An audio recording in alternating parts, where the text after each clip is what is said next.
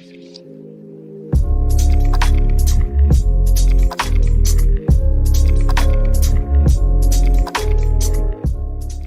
and welcome to another installment of Awaken Your Fascia.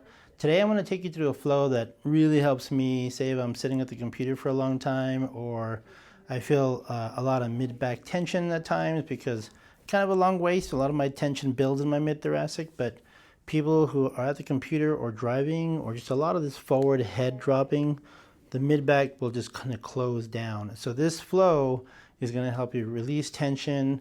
At first you'll feel like a lot of weight in the upper back, but then as you allow the release, and I'll explain to you as it goes along, your back opens, your neck lengthens, and you feel so much better. So let's give it a try.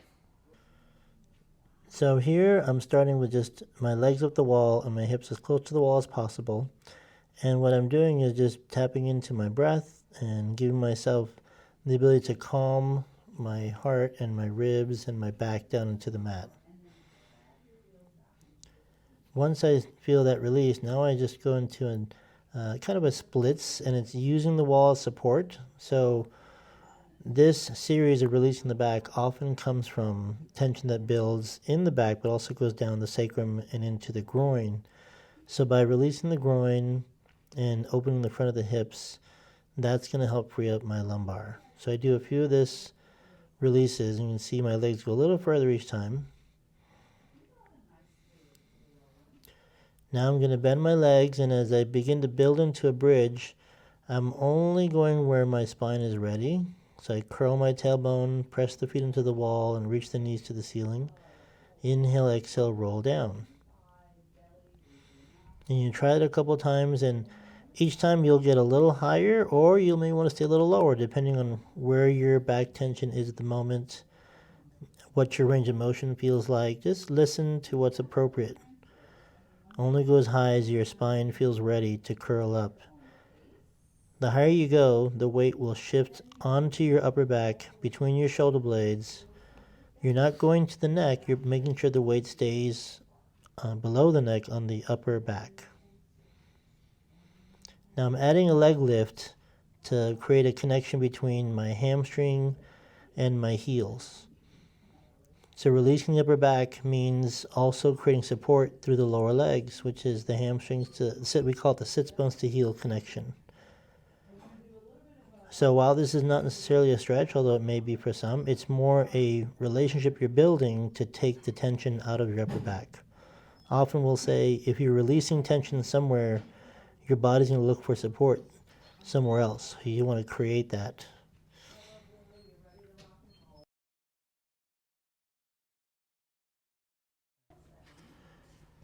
So now I'm going into the one leg roll up using the wall as support.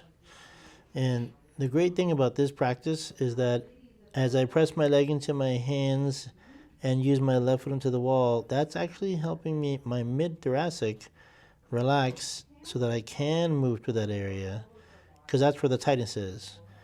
If you're tight there and you're trying to do a roll up or a curl or some kind of abdominal exercise, your back is just going to lock up. You're not going to get range of motion. So what this does is help my back open using the weight of my leg and my foot against the wall.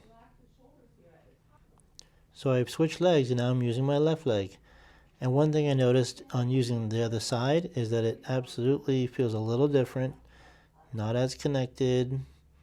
So doing 2 or 3 on this side is going to be really beneficial to create balance.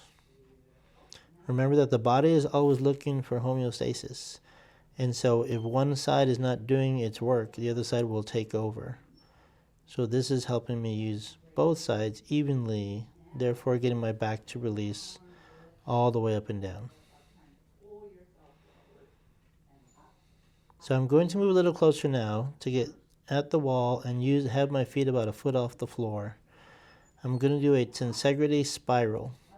I side bend to my left, and I lift my left arm to the ceiling, and I roll, and I'm using my feet against the wall to press into the wall and then reach my left hand away from my left foot. I stay there and breathe. My ribs are expanding, my back's opening, and I'm creating a nice connection from my hand to my foot. and I roll back slowly. Now I'm going to do the other side. So I side bend to my right, lift the right arm up to the ceiling, inhale, and then exhale as I roll onto my left side. As you can tell, it's a little stuck there. It didn't go as easily. This is what I want you to notice when you practice on your own. Can you freely glide over, or do you feel a little stuck? And there's nothing wrong with that. Breathe through it, give it some time, and then roll back.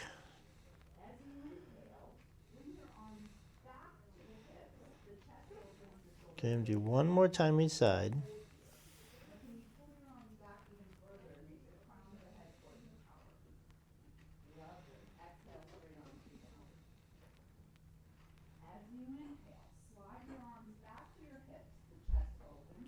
If you can tell, notice my hips are not going as quickly over. My ribs have definitely shifted, and my head is a lot more towards the floor. So as you practice this on your own, your rotation will shift. This is why this is such a great movement flow for golfers or for people who play tennis or pickleball.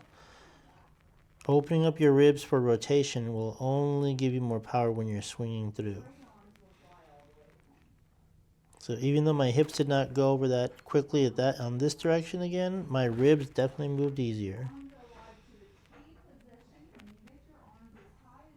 We often use this move to help our golfers increase their power in their swings. Really good practice. So now I'm going to finish with just a simple bridge now.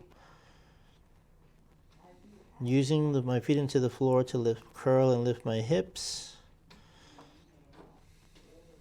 I inhale at the top, and then I exhale, I soften the chest and slowly melt down. And I'll do this a few times again to release the mid-back tension and leave me feeling long in my spine and open across the front of the hips.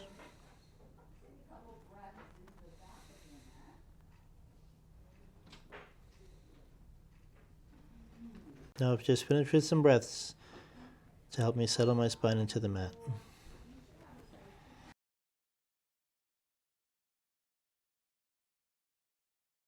Well, I hope you enjoyed that. I mean, I feel amazing just being able to take a deeper breath. I feel like my neck is elongated, and I definitely feel my shoulder blade is just more relaxed on my back. So give it a try. Let us know how it feels for you.